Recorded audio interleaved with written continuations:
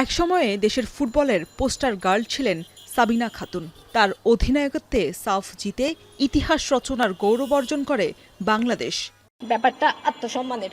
তবে এক রাতের ঝড় উলট পালট করে দেয় সাবিনা সহ 18 নারী খেলোয়াড়ের ফুটবল ভবিষ্যৎ। অনিশ্চয়তায় থাকা সেই নারীদের মধ্যে বেশিরভাগই লাল সবুজের জার্সি গায়ে ফিরেছেন মাঠে।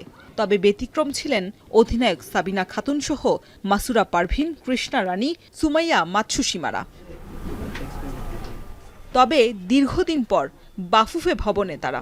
গায়ে লাল সবুজের জার্সি জড়ানো ঠিকই, তবে জাতীয় দলের নয়, ফুটসালের হয়ে খেলবেন তারা। পার্থক্য তো বিশাল। ওটা তো আসলে প্রথমবারের মতো ছিল, আমরা জাস্ট পার্টিসিপেট করতে গিয়েছিলাম।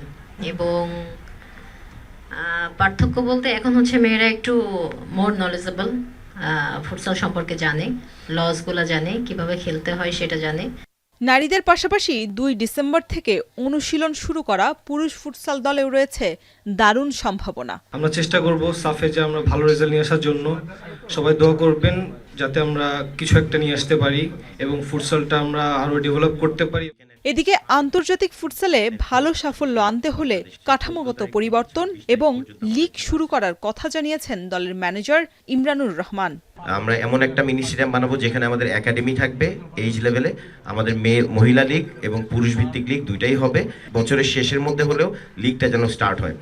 নারীদের 13 ডিসেম্বর এবং পুরুষদের 14 ডিসেম্বর থেকে শুরু হওয়া সাফ ফুটসালে অংশ নিতে শুক্রবার দেশ ছাড়বেন সাবিনা তুহিনরা।